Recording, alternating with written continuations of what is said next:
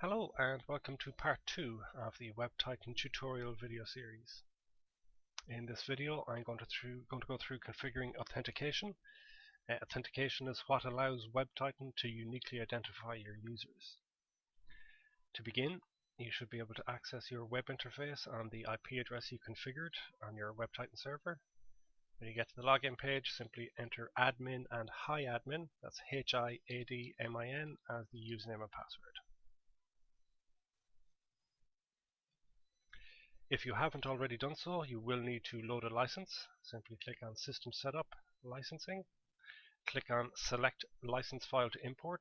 That will open a default or standard file open window. Browse to and select your license file. When that is done, simply click Import.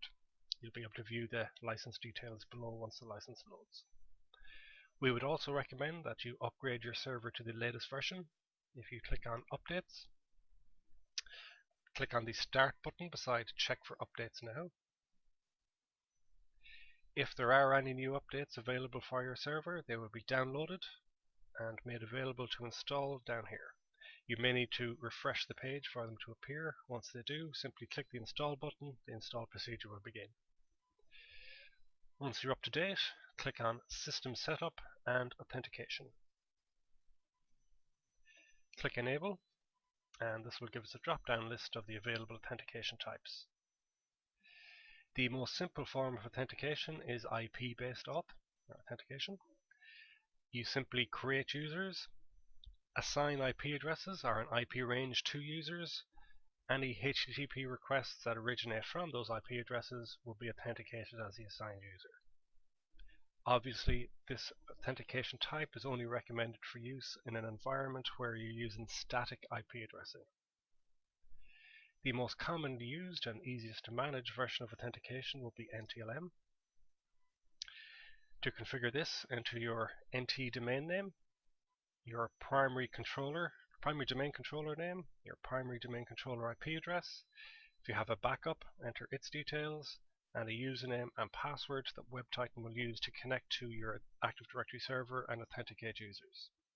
Using the administrator account is perfect for testing, but for long-term use we would recommend creating a separate WebTitan account.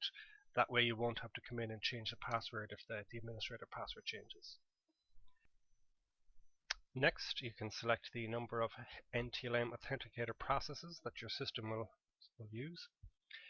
This would be determined by the number of users you have. If you have too few authenticators, the symptom you would see is your users will get NTLM authentication pop-ups in their browsers when they attempt to use the internet. Simply come back to System Setup Authentication and increase the value here. Note, saving a change to the authentication settings will cause the proxy service to restart, and your users may need to close and reopen their browsers in order to continue. Also, enabling IP sessions will greatly reduce the number of authenticator processes that are required. With IP sessions enabled, the first HTTP request received from an IP address will be authenticated using NTLM. If that's successful, WebTitan would record the IP address and username, and a countdown timer is started. The duration of that timer is determined by the IP session's time to live value. All subsequent HTTP requests from the IP address will be automatically authenticated as the recorded user, and they would also reset that IP session's timer.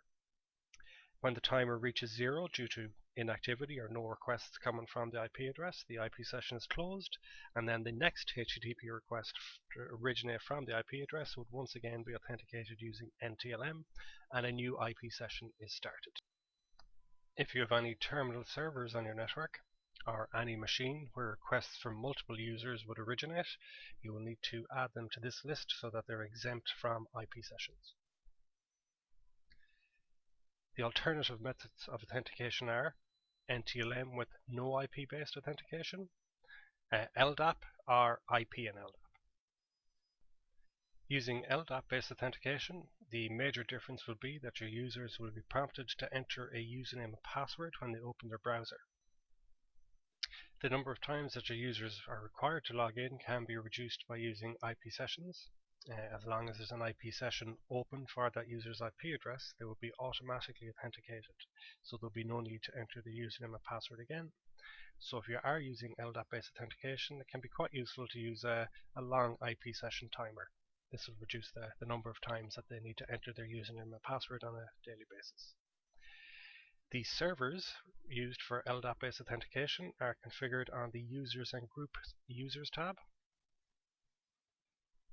Simply click Add, enter your LDAP server details, and click Save.